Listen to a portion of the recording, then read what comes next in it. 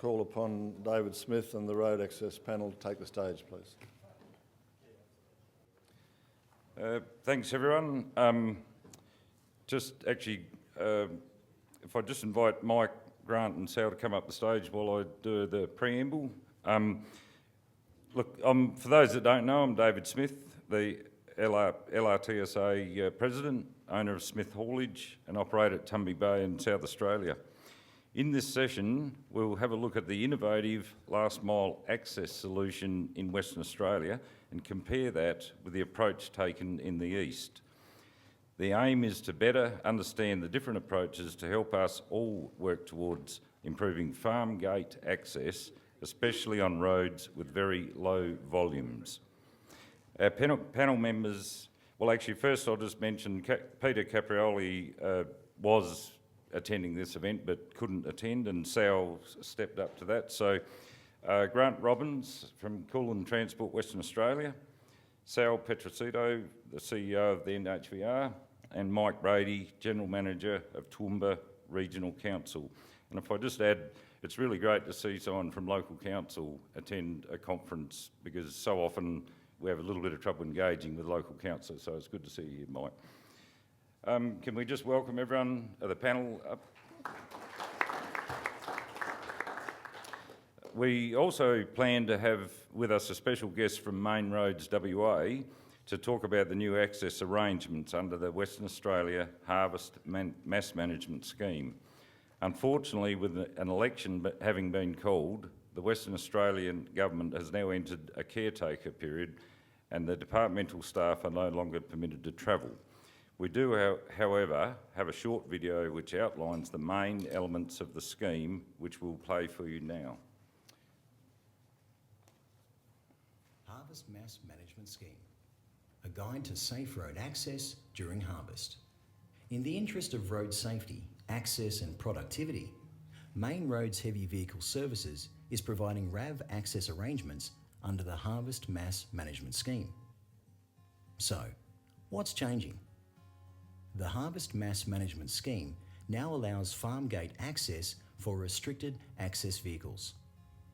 To take advantage of these amendments, you must be aware that the Harvest Mass Management Scheme is only available to operators carting grain from farm gate to grain receiver. Operators need to register with grain receivers being delivered to. The Harvest Mass Management Scheme is aimed at assisting operators to load to legal mass limits by providing a tolerance to allow for loading errors and differing grain densities. The Harvest Mass Management Scheme is only available during harvest. The Harvest Mass Management Scheme now allows access to non-assessed local roads for RAV access, as long as the following conditions are met. The road is used to transport grain from the farm gate to the grain receiver and when returning to the farm. The road is the most direct route from the farm to the nearest road on the RAV network. Trucks need to operate a flashing amber warning light on top of the cab. The truck must not be driven at a speed greater than 40 kilometres per hour. The driver must exercise special attention when travelling downhill by selecting a low gear, maintaining a safe speed, which may be less than 40 kilometres per hour, and effectively using engine braking. Before cornering at an intersection, the driver needs to make sure they have good visibility to allow the vehicle to fully complete the turning movement safely prior to any other vehicles reaching the intersection. If the driver is uncertain, someone needs to watch out for approaching vehicles so that the risk of collision is reduced. The driver must ensure the vehicle can safely corner intersections without crossing solid white lines or interfering with other traffic or roadside infrastructure. The available stacking distance between rail crossings and adjacent intersections needs to be at least as long as the length of the vehicle. This is needed to prevent the last trailer from hanging over the rail line when stopped at the intersection, or overhanging the intersection when stopped at the rail line. Failure to comply with this could result in a catastrophic collision. The driver must survey the route to ascertain risks prior to travelling on the road. When travelling on roads not on the RAV network, bridges are not allowed to be crossed until Main Roads has provided approval. Documentary evidence of the Harvest Mass Management Scheme order must be carried by the driver at all times. These documents must be provided to transport inspectors or police officers upon request. Please note that this is an audio-visual guide for quick reference, and for further detailed information, please consult the Harvest Mass Management Scheme business rules and the route assessment guidelines, available on the Main Roads Heavy Vehicle website, or call Main Roads Heavy Vehicle Services Help Desk on 138486.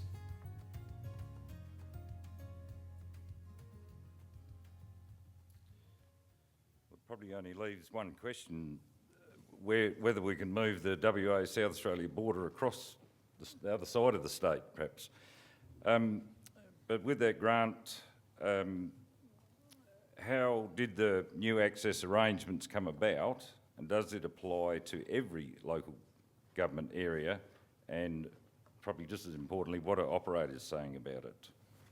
Yeah, it applies to every local government road, as long as you are accessing it for grading and you're taking the shortest route to the approved RAV network. The system was put in place in November, and as Main Roads haven't had any complaints from anyone, and operators haven't had any problems working within the guidelines. There's a few changes that have been made just to tweak it a little bit. And we're currently just working on the next step now of expanding it out to other commodities. Hopefully livestock will be one of the next ones that's on the road that we're allowed onto. It just frees up local councils in particular to work on a strategic network of roads that we've been working on in WA for quite a while. They don't have to waste their money on ultra low volume. We've all got plenty of roads that we only might see 5 trucks a year or 10 trucks a year, and it's not worth a council spending money to upgrade those roads. But we still need access for them, because that's the only reason why the road's there in the first place. So once we can roll it out into other commodities and broaden it out, I think the councils will definitely get the benefit out of it. And it's certainly not something they should be scared of, because it takes the onus off them and the road managers. There's probably not a lot else I can say with it. Good, thanks Grant. Sal, over to you. On the East Coast, we've traditionally seen a bit of a piecemeal approach to harvest management schemes, and probably RAV access to farm gates, which obviously most of us in the room are pretty interested in. How is that, or is it changing since the creation of the NHVR, and how is it changing perhaps? Thanks, David. Just firstly, I just want to acknowledge the work that WA has done. They've taken what in effect is a very risk-based approach between both council, operator and state for a particular issue, and that shared risk approach I think is delivering some benefits for them. We actually had the WA guys come and present to the jurisdictions within the law that I deal with, and it's fair to say that there was some interesting, robust discussion around the table as to the preparedness for them to take it up.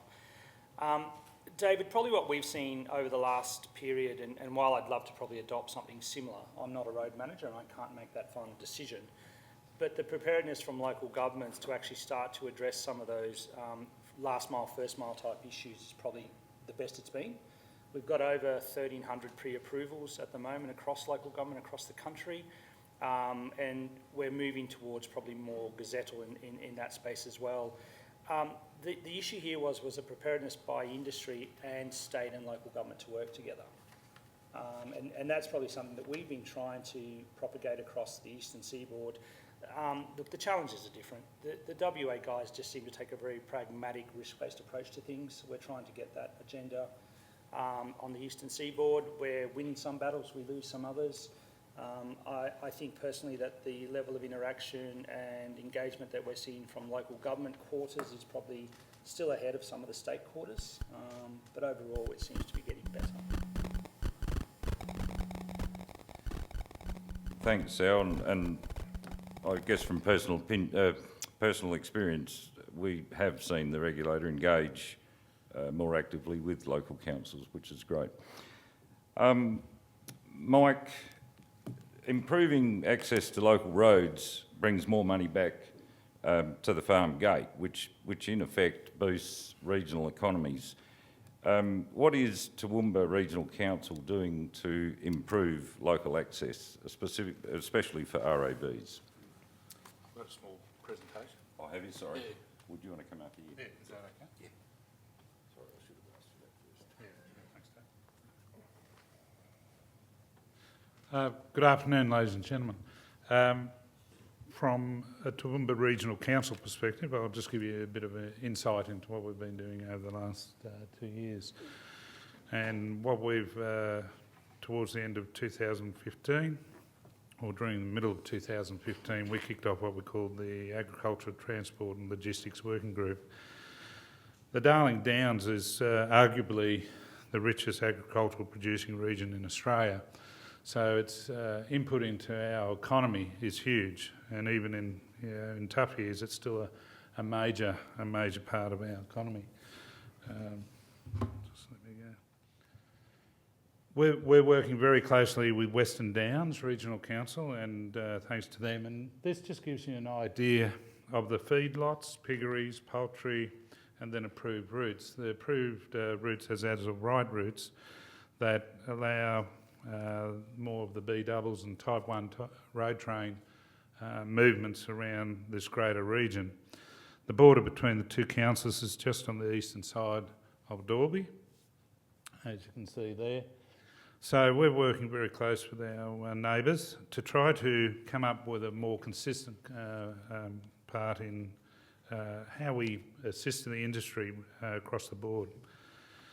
Just setting the scene, we kicked this off, as I said, 2015, but it was also at the impetus of the Queensland Livestock Transport Association and through Graham Hall there, and thanks very much to Graham. Also Ag Force and Cotton Australia. And it's not just the movement of materials around on the road network, there was also the movement of very wide agricultural equipment across the road from paddock to paddock, and the restrictions in Queensland, which are probably not dissimilar to other states. With SAL, we work very closely as well, and we're trying to, we've got Department of Main Roads locally, and Department of Agriculture and Fisheries from the state perspective involved as well.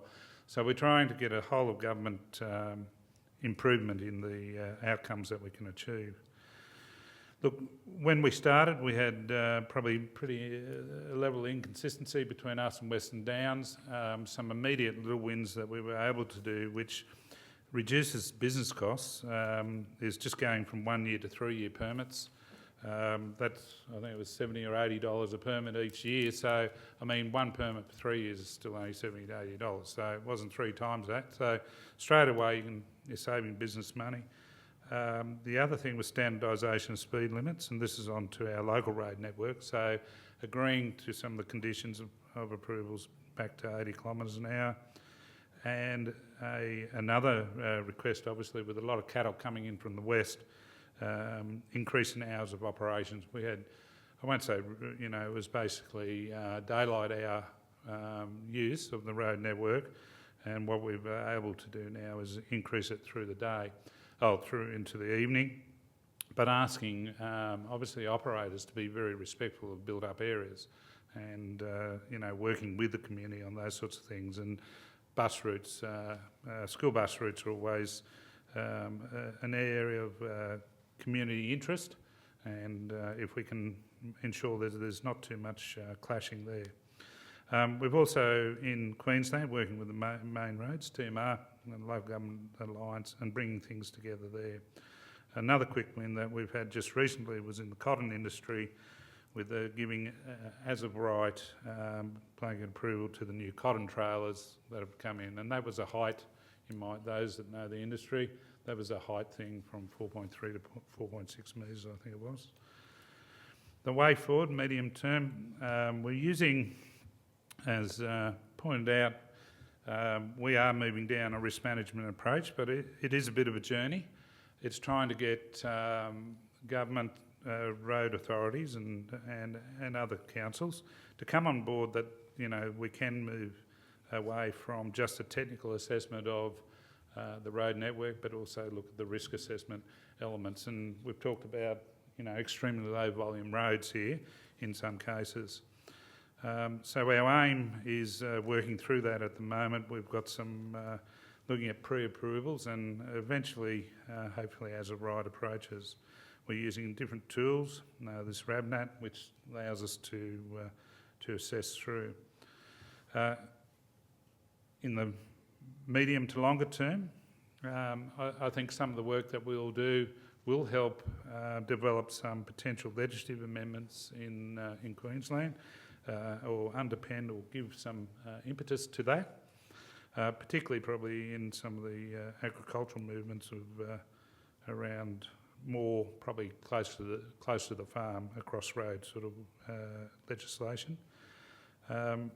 We'll be able to prioritise infrastructure a lot more with the assessments that we're doing, and we're also working with the CSIRO on the work that they've done with this Northern Australia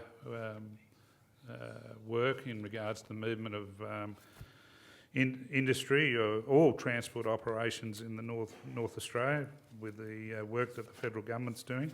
But we're bringing the same assessment tools that they've done to look at the movement of agricultural produce and transport around our whole region. So we're working closely there as well. We've also obviously dealing with the first and last mile little problem that all councils have right across Australia, but just it was quite an interesting little thing on WA that they've taken more of a whole estate approach to this. But where we're going is probably down the track of identifying those roads that are going to give us a net benefit of infrastructure investment versus what they're producing or what they need to be carried on them. And so our hope from this is to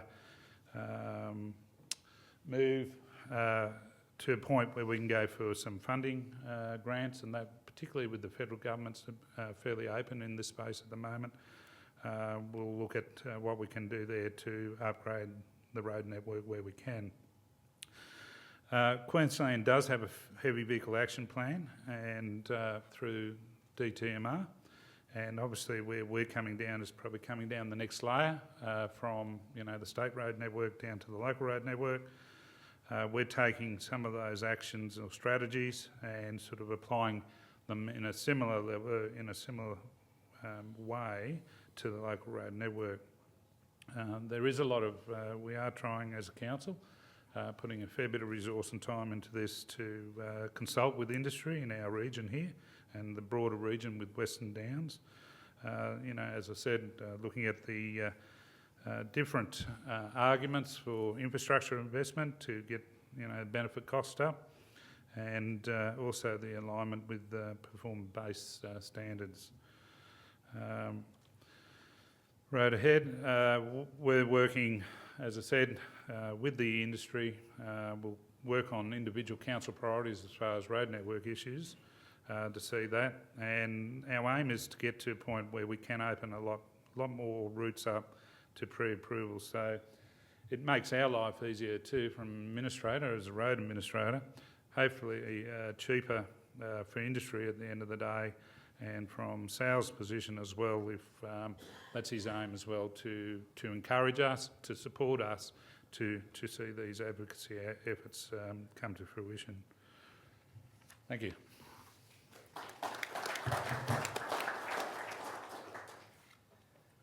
Thanks very much for that, Mike.